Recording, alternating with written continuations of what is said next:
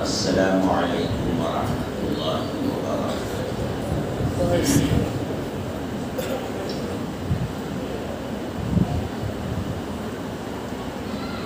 بسم اللہ الرحمن الرحیم۔ الحمد للہ رب العالمین، والصلاة والسلام علی سید المرسلین وعلى آلہ واصحابہ اجمعین۔ اما بعد فقد قال النبی صلی اللہ علیہ وسلم: من بنى للہ مسجدا بنى اللہ له بیتا فی الجنہ۔ وقال النبي صلى الله عليه وسلم: إذا مات الإنسان انقطع عنه عمله إلا من ثلاث: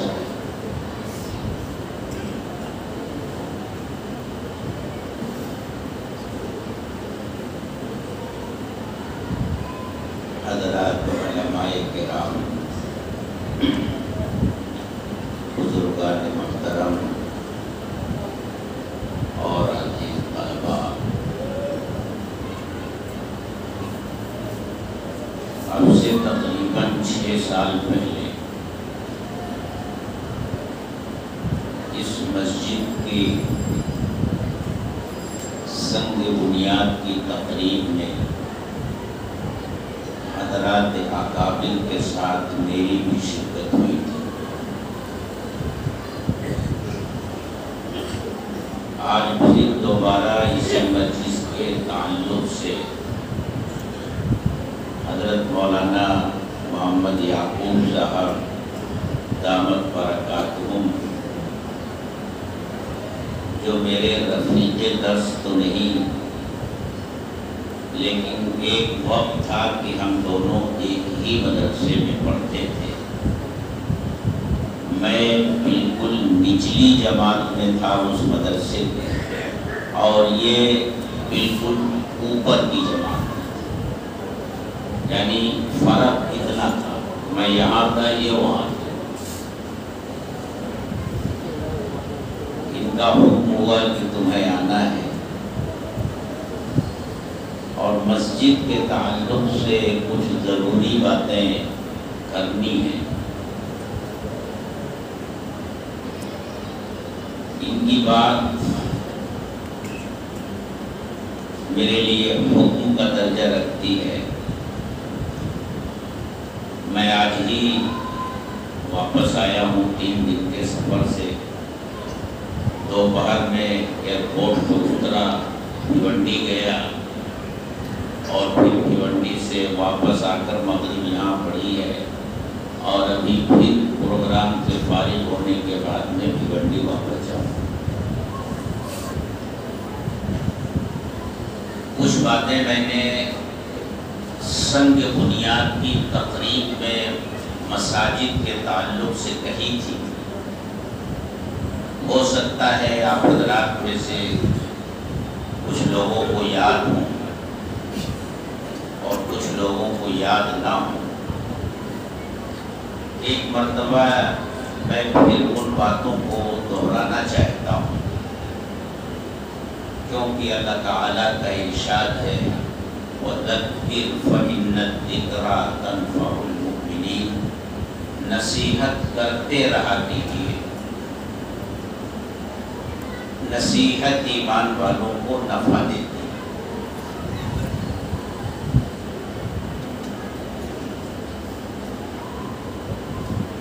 اللہ نے اس دنیا کو انسانوں سے آباد کیا۔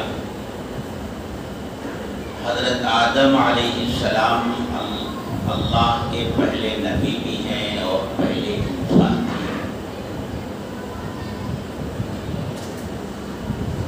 اور آج جو بات حضرت مولانا سید ارشد مدنی دامت برکاتہم نے رام لیلا کے گراؤنڈ میں کہی،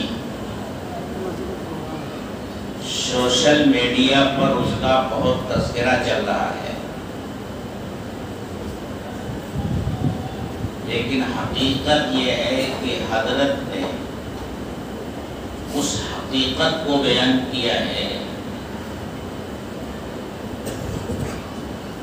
کہ جس کو اکثر مسلمان بھی نہیں جانتا۔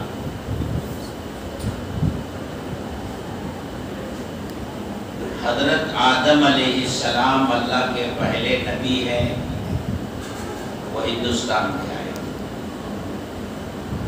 پہلے انسان ہیں وہ ہندوستان میں آئے، اور نبی کے پاس فرشتہ بھی آتا ہے وحی لے کر۔ تو پہلی وحی اس پوری دنیا کے کسی خطے میں اگر نازل ہوئی ہے تو وہ ہندوستان ہے، اور جبریل امین پہلی مرتبہ وحی لے کر کسی نبی کے پاس آئے ہیں وہ ہندوستان ہے۔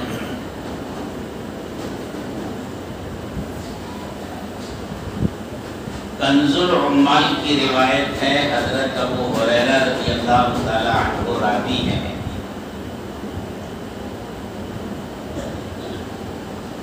فرماتے ہیں کہ اللہ کے رسول صلی اللہ علیہ وسلم نے ارشاد فرمایا، لما نزل آدم فی الہند استوحش، جب حضرت آدم علیہ السلام ہندوستان میں آئے تو ان کو تنہائی کی وجہ سے وحشت ہونے لگی۔ کہاں جنت میں رہتے تھے، فرشتوں کے ساتھ رہتے تھے، ساتھ میں بیوی بھی تھی، اور دنیا میں جب بھیجا گیا تو ان کو ہندوستان میں بھیج دیا گیا اور حضرت حوا کو دوسرے علاقے میں بھیج دیا گیا۔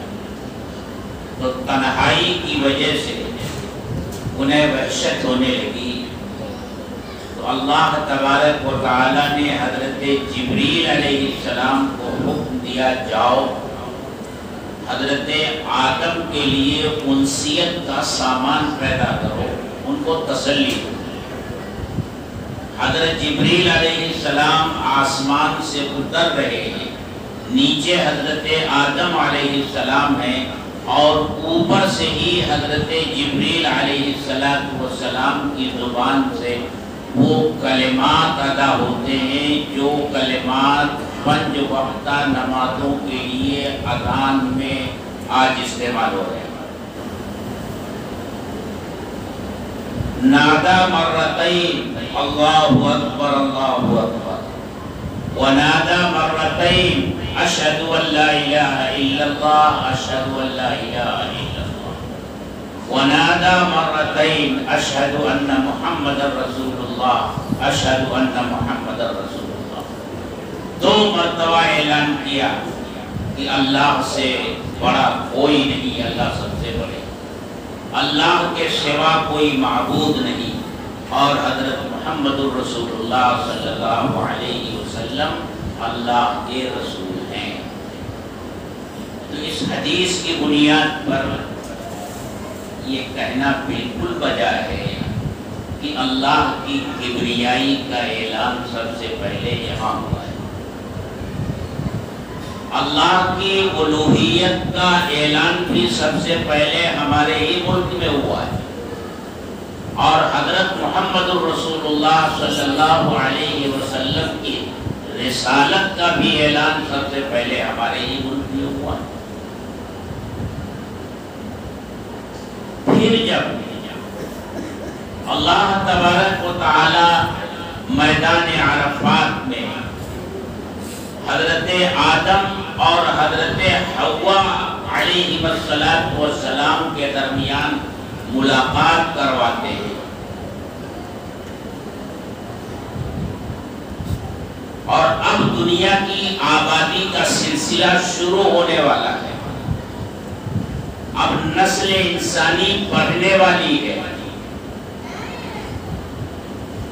لیکن یہ تذکرہ نہیں ملتا کہ آدم علیہ السلام اور حضرت حوا علیہ السلام نے اپنے لیے پہلے کوئی گھر بنایا، بلکہ قرآن کیا کہتا ہے، ان اول بیت وضع للناس للذی ببکۃ مبارکا وہدی للعالمین، لوگوں کے لیے جو پہلا گھر تعمیر کیا گیا وہ شہر مکہ میں تعمیر کیا گیا۔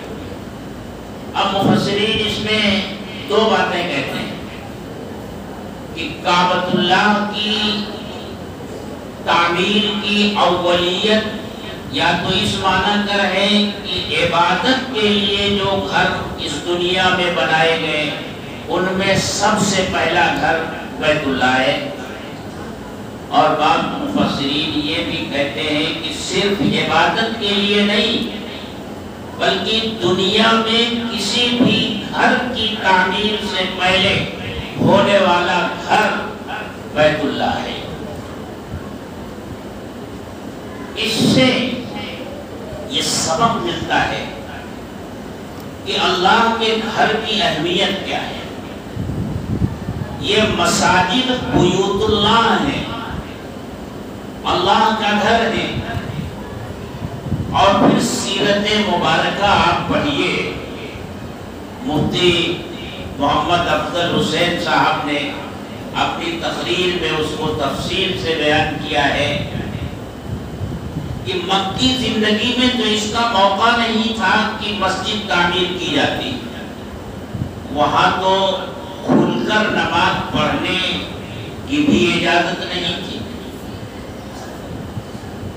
نماز پڑھنے والوں کو کس کس طرح کی اذیت دی جاتی تھی، خود آپ کے ساتھ کیا کیا سلوک نہیں کیے گئے نماز پڑھنے کی حالت میں، وہاں تو اس کا موقع نہیں تھا۔ لیکن ہجرت کر کے جب آپ مدینہ تشریف لائے اور ابھی مدینہ پہنچے نہیں تھے، اس کے مضافات میں قبا نام کی ایک بستی تھی، چند روز آپ نے وہاں قیام فرمایا تو وہاں مسجد کی بنیاد رکھی، صحابہ کے ساتھ مل کر مسجد تعمیر کی اور بنفس سے نفیس اس مسجد کی تعمیر میں شریک ہوئے۔ پھر جب وہاں سے چل کر مدینہ آئے تو یہاں بھی اپنا گھر بنانے سے پہلے اللہ کے رسول صلی اللہ علیہ وسلم نے مسجد کی تعمیر کی، اور مسجد کی تعمیر میں کتنا احتیاط کیا۔ وہ جگہ جہاں مسجد نبوی بنائی گئی وہاں کھجور سکھایا جاتا ہے، مربت تھا، کھجور سکھاتے تھے لوگ۔ آپ نے معلوم کیا یہ زمین کس کی ہے، بتایا گیا 2 یتیم بچوں کی ہے۔ آپ نے ان کو بلایا اور ان سے یہ اپنی خواہش ظاہر کی کہ میں یہاں مسجد تعمیر کرنا چاہتا ہوں اور قیمتاً تم سے لینا چاہتا ہوں۔ ان دونوں بچوں نے پیشکش کی کہ ہم قیمت کے بغیر آپ کو حوالے کرنا چاہتے ہیں، لیکن آپ نے بغیر قیمت کے لینے سے انکار کر دیا۔ صدیق اکبر سامنے آئے، انہوں نے پیش کی کہ اس زمین کی قیمت میں ادا کر دیتا ہوں، لیکن اللہ کے رسول صلی اللہ علیہ وسلم نے خود اس زمین کی قیمت ادا فرمائی اور خود بنفس سے نفیس صحابہ کے ساتھ اس مسجد کی تعمیر میں شریک ہوئے۔ جب مسجد کی تعمیر مکمل ہو گئی تو اسی مسجد کے ایک کنارے آپ نے ازواج مطہرات کے لیے حجرے تعمیر کروائے۔ پہلے اللہ کا گھر بنایا اور پھر اپنا گھر بنایا۔ آپ نے اس سے امت مسلمہ کو یہ سبق دیا کہ اے مسلمانوں، تم جہاں بھی جاؤ، جہاں بھی جا کر آباد ہو، لیکن ایک بات کا خیال رکھنا، تمہارے گھر سے زیادہ ضروری مسجد ہے۔ پہلے مسجد بناؤ پھر اپنا گھر بناؤ۔ لیکن جہاں بہت سے معاملات الٹ گئے ہیں، مسجدوں کے سلسلے میں بھی یہ معاملہ الٹ گیا۔ اب ہوتا یہ ہے کی بستیاں بس جاتی ہیں، لوگ اپنے اپنے مکانات بنا لیتے ہیں، اور پھر انہیں یہ ضرورت محسوس ہوتی ہے کہ یہاں مسجد نہیں ہے، مسجد ہونی چاہیے۔ اب کیا ہوتا ہے، یہ جھوپڑا خریدو، وہ جھوپڑا خریدو، وہ جھوپڑا خریدو، کارپوریشن کی کوئی خالی جگہ پڑی ہوئی ہے اس پر قبضہ کرو، راستے کی کوئی جگہ پڑی ہوئی ہے اس پر قبضہ کرو۔ مسجدیں اللہ کا گھر ہیں۔ ان اللہ طیب لا يقبل الا طیبا، اللہ پاک ہے اور پاک ہی چیز کو قبول بھی فرماتے ہیں، اللہ ملاوٹ کو پسند نہیں کرتے۔ اتنی بات ہم مسلمانوں کی سمجھ میں نہیں آتی، لیکن مکہ کے مشرکین حالت شرک میں اتنی بات سمجھتے تھے۔ جن لوگوں کو اللہ تعالیٰ نے حج کی سعادت اور اس کی توفیق دی ہے اور وہ بیت اللہ شریف کی زیارت کر کے آئے ہیں، انہوں نے دیکھا ہوگا کہ ایک حصہ بیت اللہ سے لگا ہوا ایسا ہے جس کی صرف 4 دیواری ہے، اس کے اوپر چھت نہیں ہے، وہ حتیم کہلاتا۔ وہ حصہ پہلے بیت اللہ کا حصہ تھا۔ حضرت آدم علیہ السلام نے اپنے بیٹے حضرت اسماعیل علیہ السلام کے ساتھ مل کر جس گھر کی تعمیر کی تھی وہ صرف دیواریں ہی دیواریں تھیں، اوپر چھت نہیں تھی۔ بعد میں لوگوں نے چھت ڈالی اور یہ حصہ جو الگ ہے یہ اس میں شامل تھا۔ لیکن جب قریش مکہ نے بیت اللہ کی اثر نو تعمیر کرنے کا ارادہ کیا تو مشورے کی ایک مجلس منعقد کی، اور مشورے میں یہ بات طے کی کہ ہمیں بیت اللہ کی اثر نو تعمیر کرنی ہے، اس کی دیواروں میں شگاف پڑ گیا ہے، کبھی بھی اس کی دیواریں گر سکتی ہیں، لہذا اس کی اثر نو تعمیر ضروری ہے۔ لیکن یہ اللہ کا گھر ہے، اللہ کے گھر میں پاکیزہ مال ہی لگایا جائے گا، حرام کمائی اس میں نہیں لگائی جائے گی۔ یہ ان کا کتنا بڑا فیصلہ تھا۔ دنیا جانتی ہے کہ ان کی معیشت کا دار و مدار ہی حرام کمائی کے اوپر تھا۔ مکہ کے بڑے بڑے سردار ایسے تھے جو بادیاں اس لیے خرید کر لاتے تھے تاکہ ان سے دھندا کروا کر کے اور اس سے کمائی حاصل کرے۔ کسی کی جائیداد کو ہڑپ کر لینا، مار لینا، تو ان کی زندگی کا محبوب مشغلہ تھا۔ لیکن پھر بھی انہیں احساس تھا کہ یہ اللہ کا گھر ہے، اللہ کے گھر میں کوئی ناجائز کمائی کا مال نہیں لگایا جائے گا۔ یہ فیصلہ ہو گیا، بیت اللہ کی تعمیر شروع کی، مال کم پڑ گیا۔ قریش مکہ نے اتنا حصہ چھوڑ دیا، باقی جہاں تک حلال مال ان کے پاس تھا اس سے بنایا، اس پر چھت ڈالی، اور جہاں جس کی تعمیر کے لیے حلال مال نہیں تھا اس کو الگ کر دیا۔ یہ تو مکہ کے مشرکین جانتے تھے، لیکن ہم مسلمانوں کا کیا حال ہے مساجد کے تعلق؟ بہرحال میرے دوستو، مساجد کی اہمیت کا اندازہ اس سے لگائیے کہ آدم علیہ السلام نے سب سے پہلے اللہ کا گھر تعمیر کیا۔ حضرت محمد رسول اللہ صلی اللہ علیہ وسلم کو جب موقع ملا تو سب سے پہلے آپ نے اللہ کے گھر کی تعمیر کی۔ ایمان والوں کی زندگی مسجد کے ارد گرد ہی گھومتی ہے۔ مسجد کے بغیر ایمانی زندگی کا تصور نہیں کیا جا سکتا۔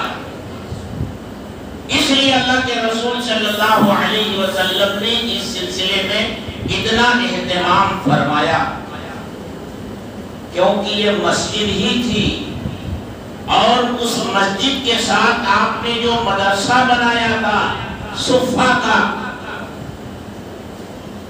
یہ دو جگہیں ایسی تھی جہاں سے اللہ کے رسول صلی اللہ علیہ وسلم ان مقاصد کی تکمیل فرماتے تھے جن کے لیے اللہ نے آپ کو اس دنیا میں بھیجا تھا۔ تین کام کے لیے اللہ نے اپنے رسول کو اس دنیا میں بھیجا تھا۔ قرآن کریم کی کئی آیتوں میں اسے بیان کیا گیا ہے۔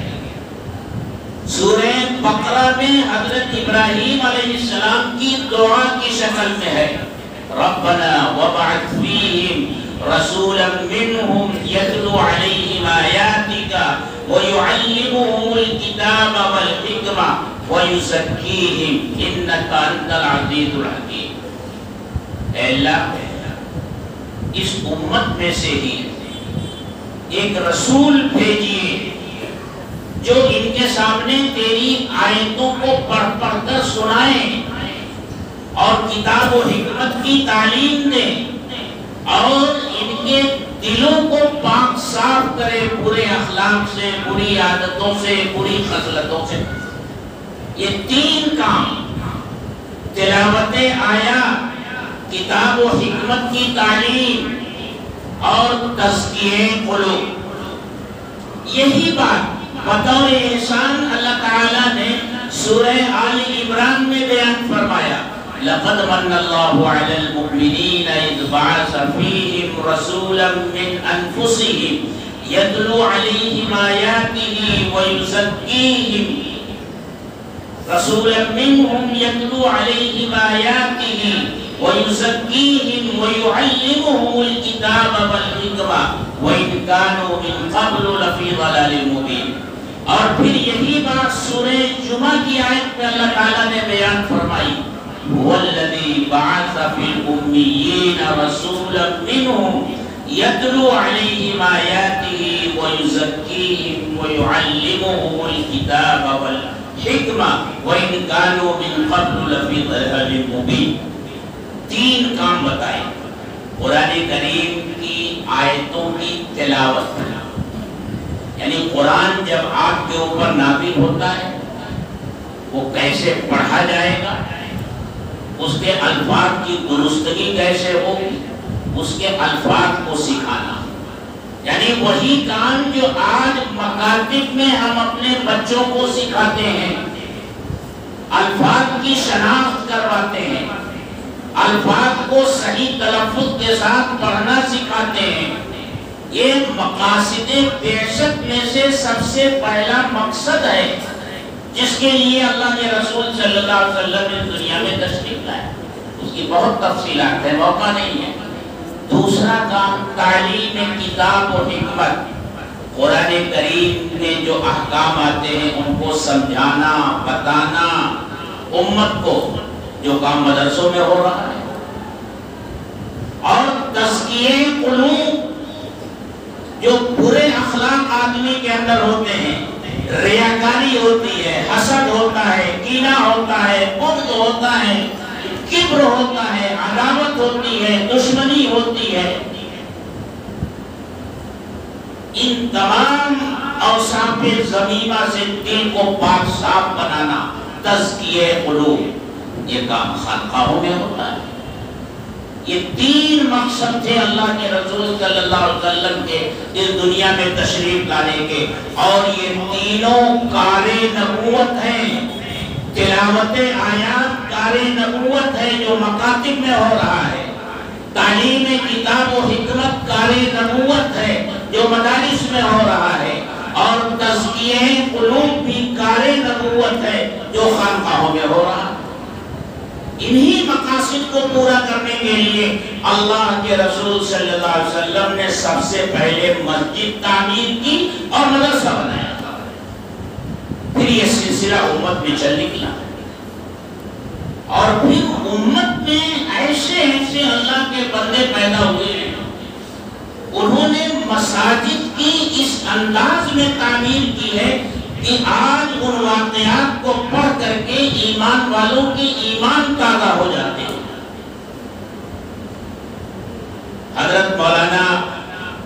مفتی تقی عثمانی دامت برکاتہم نے اپنا جو سفر نامہ لکھا ہے، 2 سفر نامے ان کے ہیں، ان میں سے ایک سفر نامہ جہان دیدہ ہے۔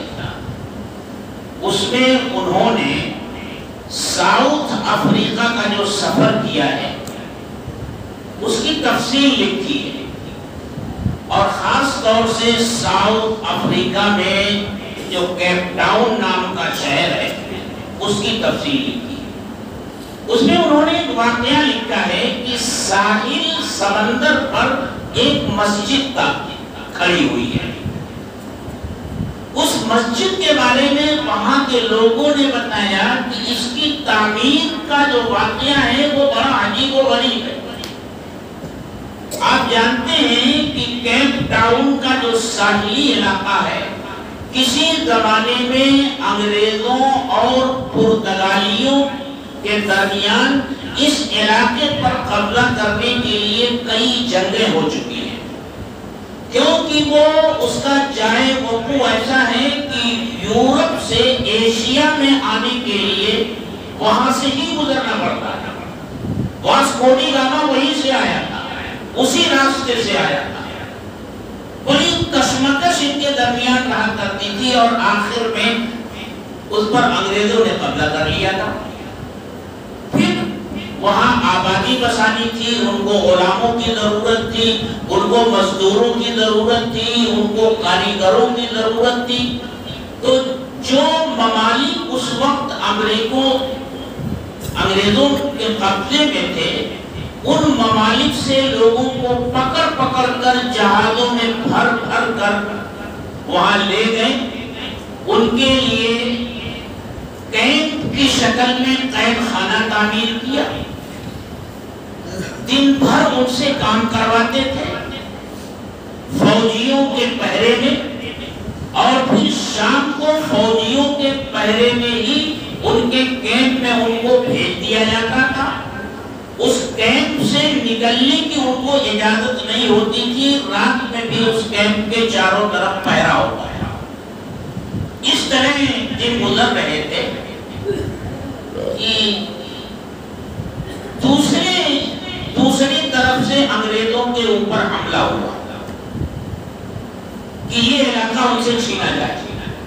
حملہ آور طاقتور تھے، انگریزوں کو فکر ہوئی کہ یہ علاقہ ان حملہ آوروں سے کیسے بچایا جائے۔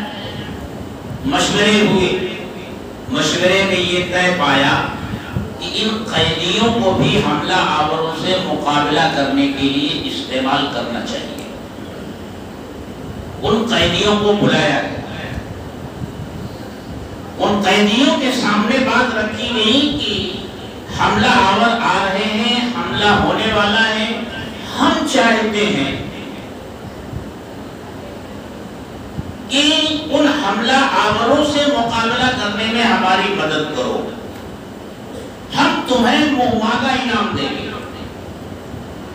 اب آپ سوچئے، ایسا موقع جب ایسے مظلوم لوگوں کو ملے جنہیں ان کے وطن سے زبردستی نکال کر ایک اجنبی سرزمین پر لے جا کر آباد کر دیا گیا ہو اور ان سے بگاڑ لیا جا رہا ہو اور قیدیوں جیسا سلوک اور برتاؤ ان کے ساتھ ہو رہا ہو، تو ہم اور آپ سمجھتے ہیں کہ ایسے موقع پر یہی خواہش کریں گے کہ بھئی ہمیں آزاد کر دیا جائے، ہمیں اپنے وطن جانے دیا جائے، لیکن نہیں۔ لوگوں نے بتایا اور حضرت مفتی صاحب نے اپنے اس سفر نامے میں لکھا کہ وہ لوگ رات جب تاریک ہو جاتی تھی تو چپکے سے کیمپ سے نکلتے تھے اور قریب میں ایک پہاڑ تھا، کسی طرح چھپتے چھپاتے اس پہاڑ پر پہنچتے تھے اور 5 وقت کی نمازیں قضا پڑھتے۔ جب ان کے سامنے یہ پیشکش رکھی گئی تو ان لوگوں نے کہا ہاں ہماری ایک شرط ہے، اگر ہم کامیاب ہو گئے تو آپ ہمیں یہاں ایک مسجد بنانے کی اجازت دیں گے اور اس مسجد میں آزادی کے ساتھ نماز پڑھنے کی اجازت دیں گے۔ انگریزوں کے لیے بڑا خطرہ تھا، انہوں نے بات مان لی، اور اللہ کا کرنا ایسا ہوا کہ حملہ کوئی لوگوں نے مل کر پسپا کر دیا حملہ آوروں کو۔ پھر انگریزوں سے اس شرط کی بنیاد پر وہ مسجد وہاں تعمیر ہوئی۔ آج بھی کیپ ٹاؤن کے ساحل پر وہ مسجد موجود ہے، اور جن اللہ کے بندوں نے وہ تعمیر کی تھی ان کے ایمان کی اور ایمان پر ان کے استقامت کی وہ گواہی دے رہی ہے۔ ایسے ایسے بھی اللہ کے بندے گزرے ہیں۔ اور مساجد تعمیر کرنا یا مساجد میں حصہ لینا میرے دوستوں یہ مال کی بنیاد پر نہیں ہے۔ بہت سے مالدار ہوتے ہیں جنہیں یہ توفیق نہیں ملتی، اور بہت سے غریب ہوتے ہیں، فاقہ مست ہوتے ہیں، جنہیں اللہ اپنے گھر کی تعمیر کے لیے منتخب کرتا ہے۔ یہ اللہ کا انتخاب ہوتا ہے۔ ہمارے جن دوستوں نے 5 لاکھ دیا، 3 لاکھ دیا، 1 لاکھ دیا، یا 10 روپیہ دیا، یا 5 روپیہ دیا، یا 1 سکہ دیا، 2 سکہ دیا، وہ یہ سمجھیں کہ اللہ نے اپنے گھر کی تعمیر کے لیے انہیں قبول کیا ہے، جس پر اللہ کا شکر ادا کرے، اور وہ دعا پڑھتے رہیں جو مولانا نے کہی ہے، اللہم اعنی علی ذکرک و شکرک، شکر کرتے رہیں، کیونکہ شکر ایک ایسی عبادت ہے جس کی اللہ نے بھی شکایت کی ہے۔ ناشکری انسان کی طبیعت ہے۔ جانتے ہیں جب شیطان کو مردود قرار دیا اللہ نے تو اس نے کیا کہا تھا؟ اے اللہ لَأَقْعُدَنَّ لَهُمْ صِرَاطَكَ الْمُسْتَقِيمَ، ان انسانوں کی وجہ سے، آدم کی وجہ سے مجھے آپ نے راہ درگاہ بنایا ہے، جنت سے نکالا ہے، جہنم ہمیشہ کے لیے ٹھکانہ بنا دیا ہے۔ یاد رکھیے لَأَقْعُدَنَّ لَهُمْ صِرَاطَكَ الْمُسْتَقِيمَ، میں آپ کے سیدھے راستے پر ان کی تانت میں بیٹھوں گا، اور پھر کیا کروں گا؟ ثُمَّ لَآتِيَنَّهُمْ مِنْ بَيْنِ أَيْدِيهِمْ وَمِنْ خَلْفِهِمْ وَعَنْ أَيْمَانِهِمْ وَعَنْ شَمَائِلِهِمْ وَلَا تَجِدُ أَكْثَرَهُمْ شَاكِرِينَ، میں ان کے اوپر حملہ کروں گا، سامنے سے، پیچھے سے، دائیں سے، بائیں سے، اور اے اللہ ان میں اکثریت کو آپ ناشکرہ پائیں گے۔ جس انسان کے لیے آپ نے یہ پوری کائنات بنائی ہے، یہاں کا سب کچھ اس کے لیے بنایا ہے، لیکن یہ ناشکری کرے گی آپ کی۔ اور اللہ نے کیا کہا؟ اعملوا آل داود شکرا وقلیل من عبادی الشکور، اے داؤد کے گھر والوں شکر کرو، کیونکہ میرے شکر گزار بندے بہت کم ہیں۔ اور اللہ تعالیٰ نے قسمیں کھا کر کیا کہا؟ وَالْعَادِيَاتِ ضَبْحًا فَالْمُورِيَاتِ قَدْحًا فَالْمُغِيرَاتِ صُبْحًا فَأَثَرْنَ بِهِ نَقْعًا فَوَسَطْنَ بِهِ جَمْعًا إِنَّ الْإِنسَانَ لِرَبِّهِ لَكَنُودٌ، انسان اپنے رب کا بہت بڑا ناشکر ہے۔ تو اللہم اعنی علی ذکرک و شکرک و حسن عبادتک، یہ دعا مانگا تھا۔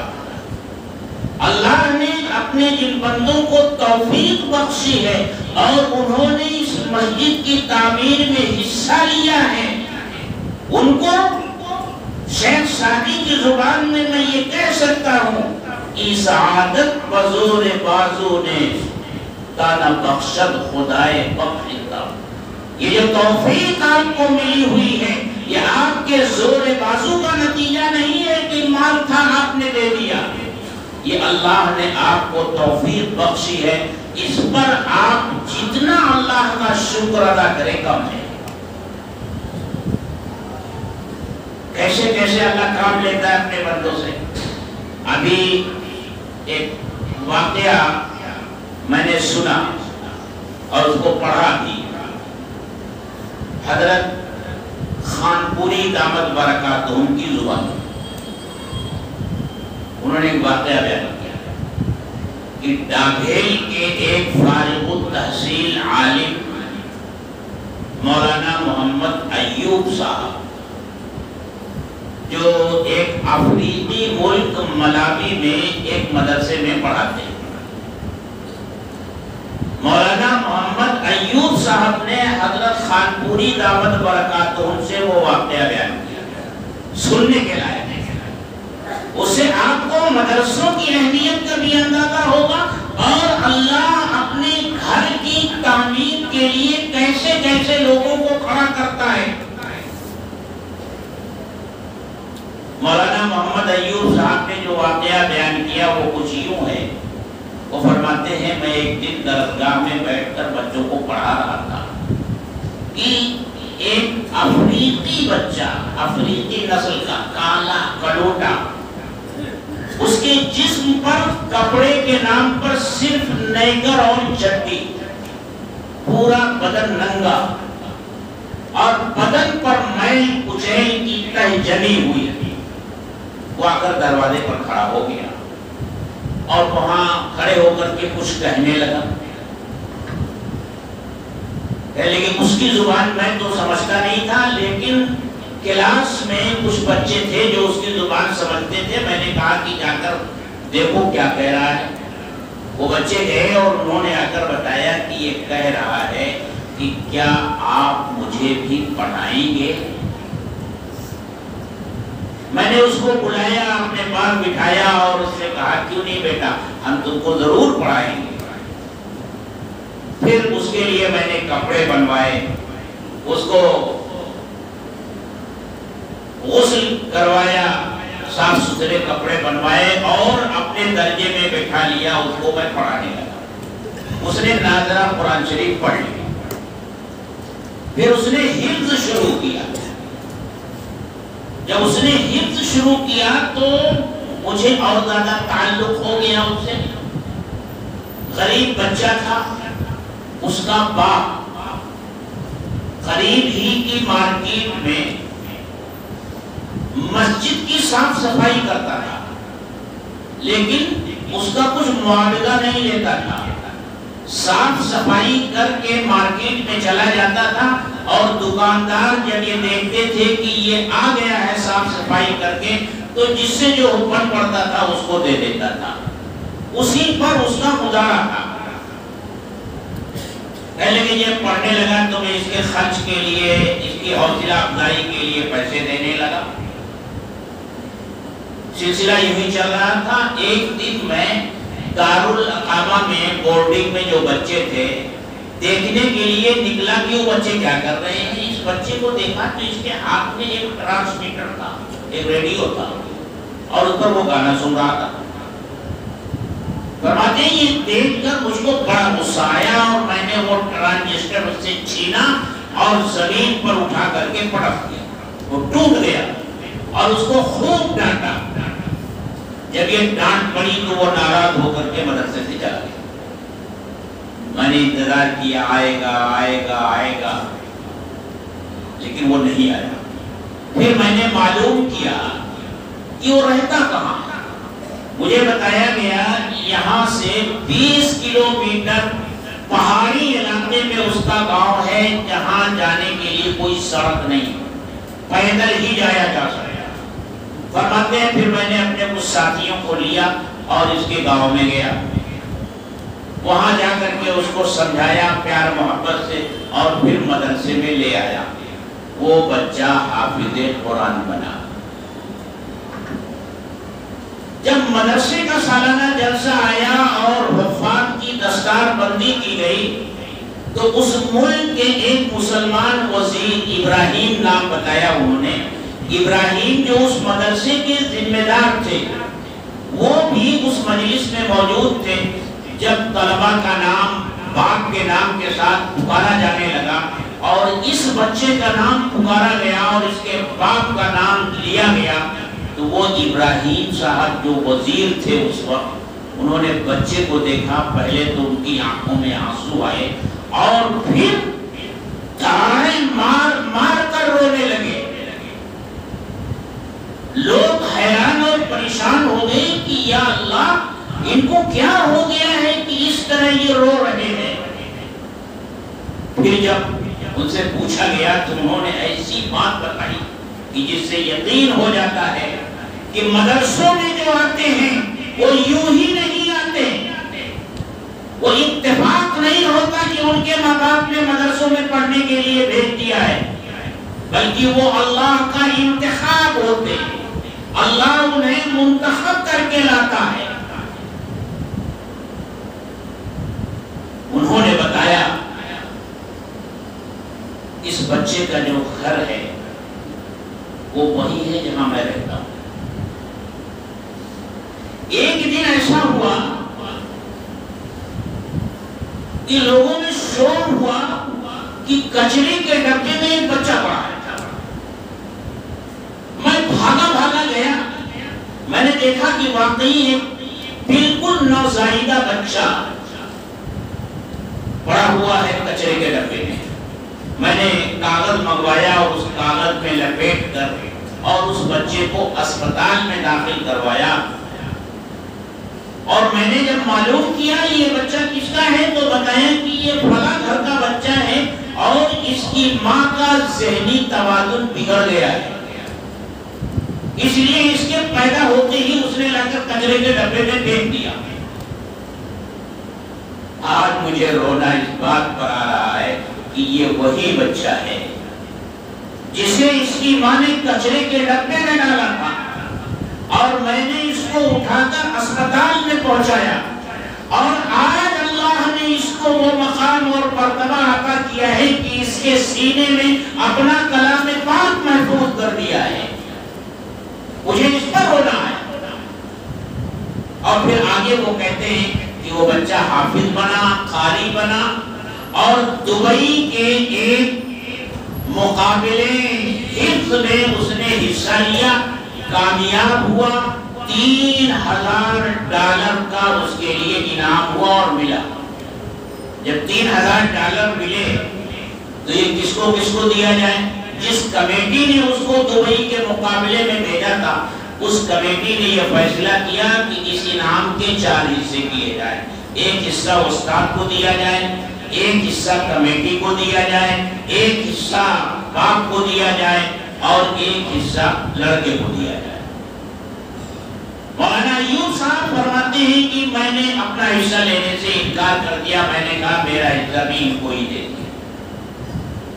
تو اب 3 فرد بچے اور $3000 ہے، تو $1000 تو کمیٹی والوں نے لے لیے، $2000 باپ کے پاس آئے۔ فرماتے ہیں اس کے بعد اس کا باپ، میں نے اس کے اکاؤنٹ میں یہ پیسے ڈلوا دیے، اس کے بعد اس کا باپ جو ہے ہر دوسرے تیسرے دن آتا اور کہتا مولانا $200 دے دیجیے، $100 دے دیجیے، ایسے سلسلہ لگ گیا، اور تھوڑی ہی مدت گزری تھی کہ سب اس نے خرچ کر ڈالا۔ جب خرچ ہو گیا تو پھر ایک دن میرے پاس آیا اور کچھ پیسے مانگے، تو مجھ کو غصہ آ گیا، اور میں نے اس کو بہت سخت اور سست کہا کہ اتنے پیسے تو نے یوں ہی اڑا دیے۔ میں بہت ناراض ہوا، میری ناراضگی دیکھ کر وہ چلا گیا۔ تھوڑی دیر کے بعد اپنے ساتھ ایک آدمی کو لے کر کے آیا، اس آدمی نے آ کر بتایا کہ حضرت اس نے مجھ کو جو واقعہ بیان کیا ہے ایسا نہیں ہے کہ اس نے وہ پیسے اپنے اوپر خرچ کیے، بلکہ جب اس کو وہ پیسے ملے، وہ ڈالر ملے، تو اس نے کہا کہ یہ پیسے مجھے قرآن کریم کی نسبت پر ملے ہیں، لہذا اس کا $1 بھی میں اپنے اوپر خرچ نہیں کروں گا۔ میرے گاؤں میں مسجد نہیں ہے، میں نے فیصلہ کیا کہ اس پیسے سے میں مسجد بناؤں گا۔ وہ سارا پیسہ اس اللہ کے بندے نے مسجد بنانے کے لیے دیا۔ کون آدمی؟ جو مارکیٹ میں کھڑے رہتا تھا تو لوگ اس کو کھانے کے لیے دیتے، اس کی ضرورت پوری کرنے کے لیے دیتے تھے. اس کے بچے کو اللہ نے حافظ قرآن بنا کر کے اپنی اس فوج کا ایک سپاہی بنا دیا جو اللہ نے اپنے کلام پاک کی حفاظت کے لیے اس دنیا میں برپا کی ہے. اور اس کے باپ کو یہ توفیق بخشی کہ اس سے اپنے گھر کی تعمیر کا کام لیا. تو میرے دوستو، اللہ کی گھر کی تعمیر میں جو کچھ لگتا ہے وہ اللہ کی دی ہوئی توفیق کی بنیاد پر ہی لگتا ہے. پیسہ آ جانا کمال کی بات نہیں ہے، پیسہ کہاں خرچ کیا جائے گا وہ اصل مسئلہ ہے. اسی لیے جو حدیث میں فرمایا گیا کہ میدان محشر میں اس وقت تک لوگوں کے قدم اپنی جگہ سے ہٹ نہیں سکیں گے جب تک ان سے 5 سوال نہ کر لیے جائیں اور ان کا جواب نہ لیا جائے. ان میں سے 2 سوال مال کے بارے میں. مال کہاں سے کمایا، حلال کمایا کہ حرام کمایا؟ اور کمایا تو کمانے کا مطلب یہ نہیں کہ مال وہ تمہارا ہو گیا، مال وہ تمہارا نہیں ہوا. یہ بھی حساب دینا پڑے گا کہ مال کو خرچ کہاں کیا. کمانے سے زیادہ مال کو سنبھال کر خرچ کرنے کا مسئلہ بہت اہم ہے. جب مال آتا ہے تو انسان کی خواہشات بھی ایک سے ایک سامنے آتی ہے، یہ کر لو، یہ کر لو، یہ کر لو، یہ کر لو. تو مال کہاں سے کمایا اور کہاں خرچ کیا یہ اللہ تعالیٰ پوچھیں گے. اور میرے دوستو، حضرت علی رضی اللہ تعالی عنہ کا ارشاد ہے، الدنیا مدبرۃ والآخرۃ مقبلۃ. اے لوگو، دنیا جا رہی ہے اور آخرت آ رہی ہے. ہر شخص کی دنیا جا رہی ہے. ایک ایک دن جو آدمی کی زندگی سے کم ہو رہا ہے تو دنیا اس سے دور ہو رہی ہے، اور وہ جو دن کم ہو رہا ہے وہ آخرت کے قریب ہو رہا ہے. دنیا جا رہی ہے اور آخرت قریب آ رہی ہے. پھر فرمایا یہ دنیا عمل کی جگہ ہے، حساب کی نہیں. لیکن جب آنکھ بند ہوگی اور دوسری دنیا شروع ہوگی تو وہ دنیا حساب کی دنیا ہے. آخرت حساب کی جگہ ہے، وہ عمل کی جگہ نہیں ہے. عمل تو جو کرنا ہے یہی کر لو، وہاں تو ان اعمال کا اچھا برا صلہ ملنے والا ہے. وہاں عمل کا کوئی فائدہ بھی نہیں. ایک بزرگ کا واقعہ ہے، انہوں نے یہ محسوس کیا. کشف قبور بزرگوں کی کرامتوں میں سے ایک کرامت ہے، ہمارے بزرگوں نے لکھا ہے. انہوں نے یہ محسوس کیا کہ اس قبر میں جو آدمی ہے وہ قرآن کی تلاوت کر رہا ہے، قرآن کی تلاوت کر رہا ہے. پھر انہوں نے اسی حالت میں اس سے پوچھا، بھئی یہ ماجرا کیا ہے، تم قبر میں قرآن کی تلاوت کر رہے ہو؟ تو اس نے کہا واقعہ یہ ہوا کہ میں دنیا کی زندگی میں بہت زیادہ تلاوت کرتا تھا، میرا قرآن کریم کی تلاوت سے خاص شغف تھا. میرا انتقال ہوا اور جب فرشتے مجھ سے سوال جواب کرنے آئے، میں نے سوالوں کا جواب دے دیا تو فرشتوں نے مجھ سے پوچھا کیا چاہتے ہیں؟ میں نے کہا میں یہ چاہتا ہوں کہ مجھ کو قبر میں قرآن پڑھنے کی اجازت. مجھ کو اجازت مل گئی. جب سے میں پڑھ رہا ہوں، قرآن کی تلاوت کر رہا ہوں. پوچھا کتنا قرآن ختم کیا؟ اس نے کہا 10,000 قرآن ختم کر چکا. اب اگر کوئی یہ کہے کہ بھئی میں نے 10,000 قرآن ختم کیا ہے تو سننے والا کیا کہے گا؟ سبحان اللہ. انہوں نے بھی اس کی یہ بات سن کر کہا سبحان اللہ. تو اس نے کہا بھائی رکو رکو، یہ جو ابھی تم نے ایک جملہ سبحان اللہ کہا ہے خدا کے لیے یہ مجھے دے دو، اور 10,000 قرآن جو میں نے قبر میں پڑھا ہے تم اسے لے لو، کیونکہ ایک مرتبہ سبحان اللہ کہنے پر تمہیں ثواب ملا، اور میں نے 10,000 قرآن ختم کیے ہیں لیکن ایک نیکی بھی مجھے اس پر نہیں ملی۔ نیکی عمل پر اس دنیا میں ملتی ہے، آخرت میں نہیں، وہاں تو حساب دینا ہے، عمل یہاں کرنا ہے، یہاں حساب نہیں، وہاں حساب ہے عمل نہیں۔ ہاں کچھ خوش قسمت لوگ ہوتے ہیں وہ اس دنیا سے چلے جاتے ہیں لیکن ان کے نامہ اعمال میں اس دنیا میں کیے ہوئے ان کے عمل کا ثواب ان کو ملتا رہتا ہے۔ اللہ کے رسول صلی اللہ علیہ وسلم نے ارشاد فرمایا اذا مات الانسان انقطع عنہ عمل، آدمی جب مر جاتا ہے تو اس کے اعمال کا سلسلہ ختم ہو جاتا ہے، الا من ثلاث، مگر 3 آدمی ایسے ہوتے ہیں جن کے اعمال کا اجر و ثواب ملتا رہتا ہے، یا 3 کام ایسے ہوتے ہیں جن کا اجر و ثواب ملتا رہتا ہے۔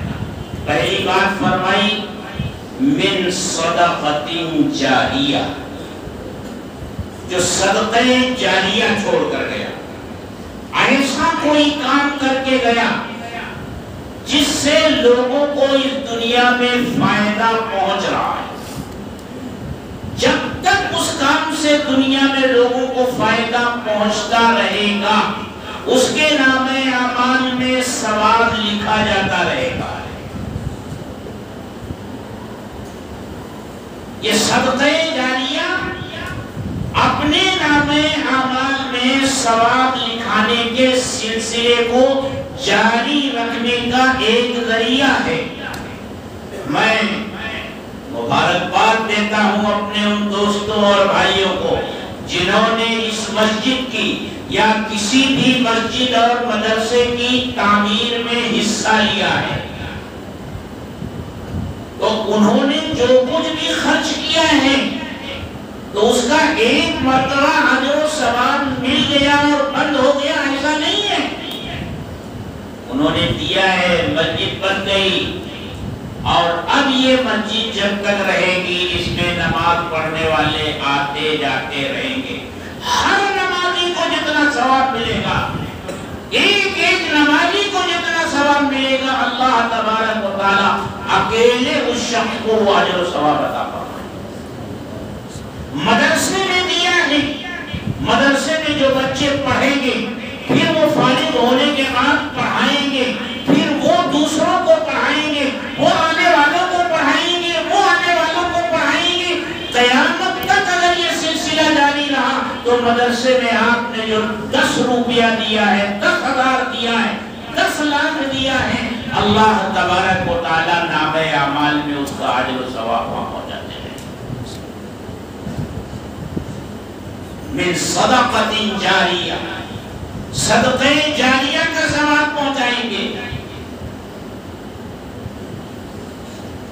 اور کیا چیز ہے؟ او علم ينتفع به، یا ایسا علم چھوڑ کر گیا جس سے لوگ فائدہ اٹھاتے رہے۔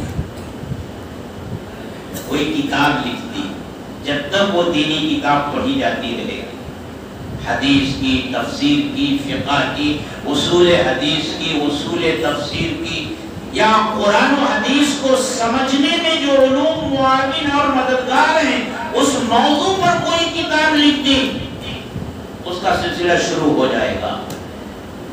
او ولد صالح يدعو له، یا نیک اولاد چھوڑ کر گیا ہے جو اس کے لیے دعا کرے۔ یہ دعا کرنے کی جو یہاں شرط لگی ہوئی ہے، یہ شرط جو ہے احترامی نہیں ہے ہمارے مدرسوں کی زبان میں، بلکہ یہ اتفاقی ہے۔ نیک اولاد اگر چھوڑ کر گیا ہے وہ دعا کرے نہ کرے، اس کا اجر و ثواب ملتا رہے گا۔ وہ ایسا ہی ہے جیسے ایک آدمی کوئی درخت لگا دے اور وہ لوگوں کے لیے وقف کر دے کہ لوگ اس کا پھل کھائیں گے، تو جتنے لوگ اس کا پھل کھائیں گے چاہے وہ اس کے لیے دعا کریں نہ کریں، اجر و ثواب ملتا رہے گا۔ مسجد بنا دی، مسجد کی تعمیر میں حصہ لے لیا، مسجد میں آنے والے اس کے لیے دعا کریں نہ کریں، اس کا اجر و ثواب ملتا رہے گا۔ اور مدرسہ بنا دیا، مدرسے میں پڑھنے والے اس کے لیے دعا کریں نہ کریں، حالانکہ یہ بہت ہی ناسپاسی ہوگی کہ اپنے ایسے محسن کے لیے دعا نہ کی جائے، ناشکری ہوگی۔ اور حدیث میں فرمایا گیا من لم یشکر اللہ لم یشکر اللہ، جس نے اللہ کا شکر ادا نہیں کیا، جس نے لوگوں کا شکر ادا نہیں کیا، اس نے اللہ کا شکر ادا نہیں کیا۔ تو مدرسے والے تو اس کا اہتمام کرتے ہیں کہ اپنے معاونین اور محسنین کے لیے دعا کا اہتمام کرتے ہیں، دعائیں بھی کرتے ہیں، اگر نہ بھی کریں تب بھی اللہ تبارک و تعالیٰ یہ اجر و ثواب عطا فرماتے ہیں۔ اس لیے میرے دوستوں، اسے ہم سب کو اپنی سعادت سمجھنی چاہیے۔ ایک واقعہ اور سنا دوں، ایک سفر نامے میں میں نے پڑھا کیسے کیسے اللہ اپنے گھر کی تعمیر کا کام کیسے کیسے بندوں سے لیتا ہے۔ میں نے کہا یہ اللہ کی توفیق ہوتی ہے، اللہ قبول کرتے ہیں اپنے گھر کے لیے اپنے بندوں کو۔ ایک شخص کا انتقال ہو گیا، اس کے پاس بڑی رقم ملی، تنہا تھا، اور اس کا معمول یہ تھا وہ پیسے کس طرح بچاتا تھا۔ دکان پہ جا کے کھڑا ہوا، اس کا دل سیب کھانے کو مثلاً چاہ رہا ہے، تو وہ دکاندار سے کہتا تھا کہ بھائی 1 کلو سیب کی کتنی قیمت ہے؟ وہ کہتا تھا اتنی۔ تو وہ ایک جیب سے اتنا پیسہ نکالتا تھا اور یہ کہتا تھا گویا کہ سیب میں نے کھا لیا، اور دوسری جیب پہ رکھ لیتا تھا۔ یہی اس کی زندگی کا معمول تھا، گویا کہ میں نے کھا لیا، جو بھی چیز کھانے کو جی چاہتا اتنا پیسہ جیب سے نکالتا اور کہتا گویا کہ یہ چیز میں نے کھا لی، اور دوسری جیب میں رکھ لیتا۔ ایک بڑی رقم اس کے پاس جمع ہو گئی، اس کا انتقال ہو گیا، کوئی آگے پیچھے تھا نہیں، تو لوگوں نے مشورہ کیا بھی اب کیا کیا جائے۔ کہا بھائی اس سے مسجد کی تعمیر، اس سے مسجد کی تعمیر ہوئی، تو یہ مسئلہ آیا کہ اس مسجد کا نام کیا رکھا جائے، مسجد فاران رکھا جائے یا کوئی اور نام رکھا جائے۔ تو لوگوں نے مشورے سے یہ طے کیا اس مسجد کا نام ہی رکھ دیا جائے گویا کہ میں نے کھا لیا۔ تو گویا کہ میں نے کھا لیا کے نام سے بھی مسجد اس دنیا میں، یہ اللہ جسے توفیق دیتا ہے، اللہ جسے قبول کرتا ہے۔ اور آپ نے مفتی افضل صاحب کی تقریر میں یہ بات سنی کہ روئے زمین کا سب سے بہتر ٹکڑا مسجد ہے اور سب سے برا ٹکڑا بازار ہے۔ اور اس حدیث کا شان ورود کیا ہے؟ اس حدیث کا شان ورود یہ ہے کہ ایک مرتبہ ایک یہودی اللہ کے رسول صلی اللہ علیہ وسلم کی خدمت میں آیا اور اس نے یہی سوال کیا کہ آپ مجھے یہ بتائیے کہ زمین کا سب سے بہتر ٹکڑا کون سا؟ آپ نے اپنی لاعلمی کا اظہار کیا اور کہا میں جبریل آئیں گے تو ان سے پوچھ کر بتاؤں۔ حضرت جبریل علیہ السلام تشریف لائے تو آپ نے ان سے سوال کیا۔ جبریل نے کہا مجھے بھی معلوم نہیں، میں اللہ سے پوچھ کر آؤں گا۔ جبریل امین نے یہ سوال اللہ تبارک و تعالیٰ کے سامنے رکھا تو اللہ نے فرمایا جا کر میرے محبوب سے کہہ دو کہ روئے زمین کا سب سے بہتر ٹکڑا مسجد ہے اور سب سے برا حصہ بازار ہے۔ اور یہی نہیں، بعض روایتوں میں آتا ہے کہ جب قیامت قائم ہوگی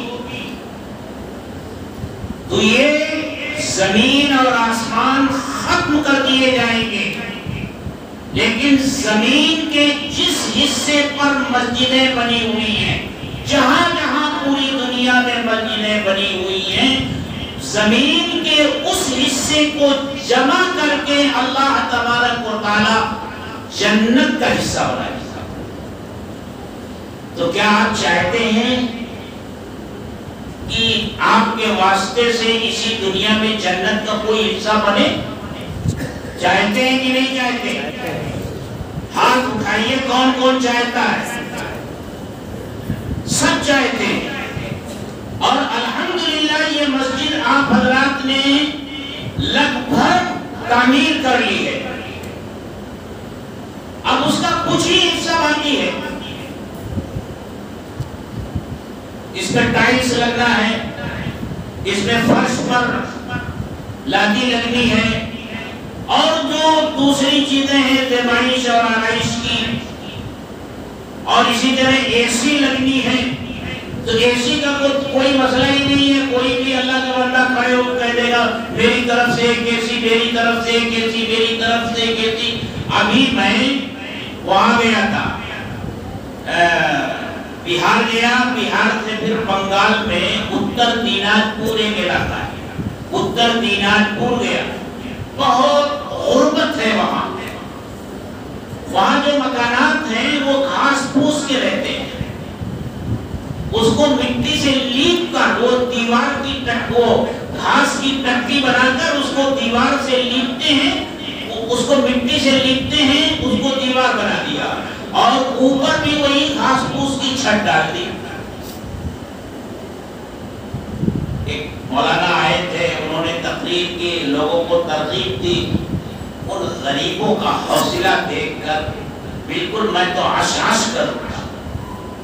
انہوں نے اعلان کیا کہ ایک حافظ قرآن بنانے کے لیے 30,000 روپے کی ضرورت ہے۔ کون ہے اللہ کا بندہ جو ایک حافظ قرآن اپنے خرچ سے بنائے گا؟ اور پھر وہ بتایا کہ بھئی حافظ قرآن کو کیا ملتا ہے اور اس کے ذریعے آپ کو کیا ملے گا۔ اسے تو اللہ تعالیٰ جنت کے 10 ٹکٹ دے گا، اس کے جنت کے 10 ٹکٹ۔ ایسے جیسے کہیں مشاعرہ ہوتا ہے تو جو معزز لوگ ہوتے ہیں ان کی خدمت میں منتظمین لے جا کر کہتے ہیں کہ حضرت یہ آپ کو اتنے ٹکٹ ہم دیتے ہیں، آپ جس کو چاہیں لے کر کے آئیں۔ اس طرح اللہ تعالیٰ حافظ قرآن کو جنت کے 10 ٹکٹ دیں گے۔ اور پھر خدا نہ کرے ایسا ہو، خدا نہ کرے ایسا ہو، جب اللہ تعالیٰ فرشتوں سے کہیں گے پکڑو ان جہنمیوں کو، خذو فغلو ثم الجحیم صلو ثم فی سلسلۃ ذرعها 70 ذراعا فاسلکوہ، باندھو زنجیروں میں اور گھسیٹ کر لے جاؤ انہیں جہنم کے اندر۔ انہیں جب گھسیٹ کر کشاں جہنم کی طرف لے جایا جا رہا ہوگا اور یہ 10 ٹکٹ لے کر کے کھڑا ہوگا، وہ دیکھے گا ارے اس میں تو یہ میرے ماموں بھی ہیں، یہ میرا چچا بھی ہے، یہ میرا بھائی بھی ہے، ارے اس میں تو میرا فلاں رشتے دار جا رہا ہے۔ وہ فرشتوں سے کہے گا رکو رکو، کہاں لے جا رہے ہو؟ وہ کہیں گے حکم ہوا ہے انہیں جہنم میں ڈالنا ہے۔ کہا رکو، یہ دیکھو میرے پاس جنت کے 10 ٹکٹ ہیں، یہ ٹکٹ میں اپنے اس ماموں کو دیتا ہوں، اپنے چچا کو دیتا ہوں، اپنے اس رشتہ دار کو دیتا ہوں، انہیں جنت میں لے جاؤ۔ فرشتے کہیں گے اللہ سے تو پوچھ لیں۔ فرشتے جا کر کہیں گے اللہ ایسا ایسا آدمی ملا ہے۔ اللہ فرمائیں گے ہاں ہم نے اسے یہ اختیار دیا ہے کہ ایسے 10 آدمیوں کی سفارش وہ کر سکتا ہے جن کا جہنم میں جانا واجب ہو چکا ہے۔ یہ مقام حافظ قرآن کا ہوتا ہے۔ اس طرح کی باتیں جب سامنے آئی تو ان کا جوش اور جذبہ دیکھنے کے لائق تھا۔ میں تو سوچنے لگا کہ یا اللہ میں جویشری کی مسجد فاران میں تو نہیں بیٹھا ہوں، جس طرح سے لوگ دے رہے ہیں اس طرح کا جذبہ تو مجھے وہاں لوگوں سے دیکھنے کی امید ہے کہ جب یہ اعلان ہوگا کہ اس مسجد کی تعمیر ابھی مکمل نہیں ہوئی ہے، تمہارے اپنے گھر مکمل ہو گئے ہیں، تمہارے اپنے گھروں میں رنگ روغن لگا ہوا ہے، تمہارے گھر میں سنگ مرمر کا فرش ہے، تمہارے گھر کی دیوار